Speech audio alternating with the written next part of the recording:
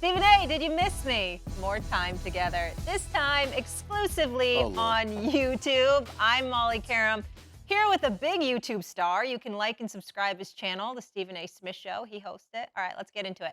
The Celtics breezed their way through the first 3 rounds of the playoffs, completing the sweep against the Pacers on Monday to send them to the finals for the second time in 3 years. Jayson Tatum, a big reason why Boston has made at least the conference finals in 5 of 7 seasons since Tatum entered the league. Meanwhile, the 5th-seeded Mavs are only 1 game away from joining Boston in the finals. They lead the series against the Wolves 3-1 behind Luka Doncic's spectacular play. If Dallas can close it out, this will be the first finals appearance in Luka's career. All right, got a great question here for you. Stephen A., would winning a championship mean more for Luka or Jayson Tatum? That's a real tricky question. I think that it would mean more to Jayson Tatum as it pertains to credibility. I think it would mean more to Luka as it pertains to popularity. What I mean by that is that Luka's already a superstar and he's already a global figure. But to become a champion, that would elevate his profile exponentially. Not to say that it wouldn't do that with Jayson Tatum, but it wouldn't do it to the degree that it would do it for Luka Doncic in terms of popularity. But in terms of credibility, because Jayson Tatum had been knocking on the door, because he's been to 5 conference finals now, and now this is his 2nd appearance in the NBA Finals, and you're wearing a Boston Celtic uniform, at some point in time, you got to close the door. You gotta kick down the door. You can't just knock all the time, but you can't get in. You got to get in even if you got to kick it down. And that's what Jayson Tatum is going to have to do. If he does that, there won't be any more questions about him. We already know he's a great player. We know he's a great guy. We know he's marketable. We know all of these things about him. But what's missing is that chip, and it's more sensitive because of the uniform that he's wearing. If it were for a franchise that's foreign to championship lore, that would be different. These are the Boston Celtics. They're tied with the Los Angeles Lakers, having captured more championships than anybody in basketball annals. When you become a Boston Celtic, the expectation is to make sure you end your career tasting championship champagne at least once. Jayson Tatum hasn't done that, and he needs that in order to validate him. So again, validation, credibility, that would go towards Jayson Tatum. Popularity, it would elevate Luka exponentially. Yeah, I also think it would mean a lot for Kyrie Irving, but I know that wasn't a part of the question. Just throwing that one out there. Stephen A., we'll keep it rolling here right now. So Anthony Edwards has been one of the breakout stars of the playoffs, right? Especially prior to the series.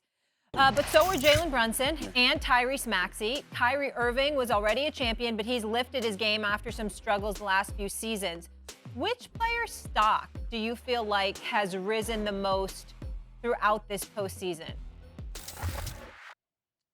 Can I pause you for a second? I feel like that real quick. I just had to say this real quick. Sorry, Stephen A. I feel like this question is tough because it's kind of ebbed and flowed throughout. So it's like, are we talking right at this very moment? You know, I feel like that answer kind of keeps changing, but go where you want with it. Well, for me, yeah, I'm going to go where I want with it, and that's going to be Anthony Edwards, because Anthony Edwards has elevated himself as a young superstar in this game, and he's box office. You know how I feel about people becoming box office. But I don't think people understand why I feel so adamant about box office.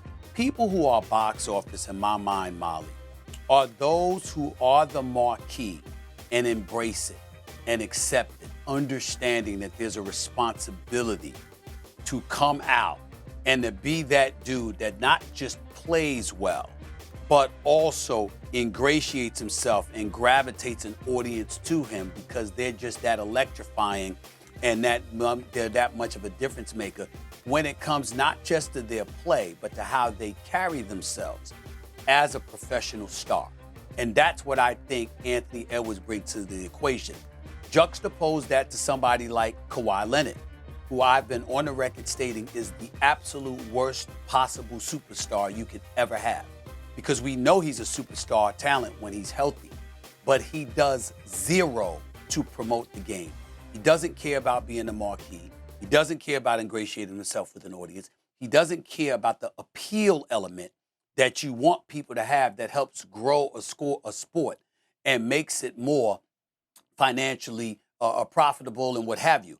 That's not Anthony Edwards. Anthony Edwards embraces it. That's not Kyrie Irving. Kyrie Irving, despite his transgressions, his troubles, his all of that stuff, when his brother gets on the court, he's electrifying, and behind the microphone and other stuff, he does things that make you gravitate towards him one way or another. He forces and compels a reaction.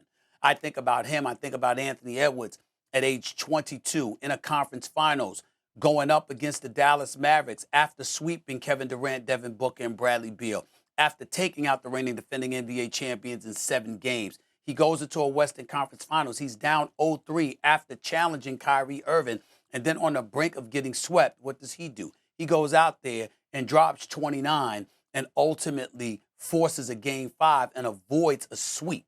And so you look at things like that and you say, yo, that is what the face of a league should be about. And if he's not there yet, definitely he's on the verge of becoming that in the very, very near future. He is that dude. Yeah, and he's talking that talk, and he's not backing down regardless, and I'm here for all of it. Love some good trash talk, in case you didn't notice. Might be the best trash talker on the show. I'm sure you do. Caitlin Clark had the best game of her young career, Stephen A., last night, scoring 30 points, dishing out 6 assists in a loss against the Sparks. She became the first player in WNBA history with 100 points, 50 assists in their first 8 career games. Okay, S.A., your thoughts on Caitlin's first few weeks in the league? I think that she's gotten entirely too much scrutiny. I think that when you look at her and you see what she brings to the table, clearly she can shoot the basketball. Clearly she can put the ball in the hole. Clearly she was worthy of being the #1 overall pick. Clearly she's somebody that has box office appeal, and she responds to the challenge. She's just not playing on a good team. Right now, the Indiana Fever are just not impressive. They're 1-7 on the season. We look at the pieces around her, and we know they're not up to snuff. But that's what happens when you're the #1 overall pick. You're usually going to a team that's not that good. And clearly that's the situation right now. Don't know how long, how much staying power that particular coach is going to have on their squad, whether or not they're going to make a change there eventually. But she's clearly everything that a lot of people assume she would be. She's not there yet. She's had her struggles, particularly shooting the ball from the field and from three-point range. But you could see in her game that she's capable of an explosion at any given moment. Put some pieces around her, which enables oppositions not to key on her the way that they may, and watch what she does. And she's just a rookie. So I love her game. I love what she brings to the table. I love the box office appeal that she has. I think she's validated being worthy of being the #1 overall pick. And I think the sky's the limit for her. It's just that as long as her team stinks, you know, we're just going to be talking about and stealing moments from her. But we're going to be praying that she gets better talent around her. Yeah, absolutely. And I just want to say shout to the rest of that draft class, because there's a lot of other stars in addition to her that have been showing out so far in the WNBA. Angel Reese is doing her thing. Absolutely. Yeah. Angel Reese is doing her thing in Chicago. She's doing her thing. Yeah. Yeah, that's for sure. All right, Steve. I'm not allowed to call you that. All right, Stephen A. Thanks for watching First Take exclusively for YouTube. Make sure to tune in weekdays on ESPN, 10 a.m. Eastern. I will see you tomorrow. Have a fabulous day, everybody.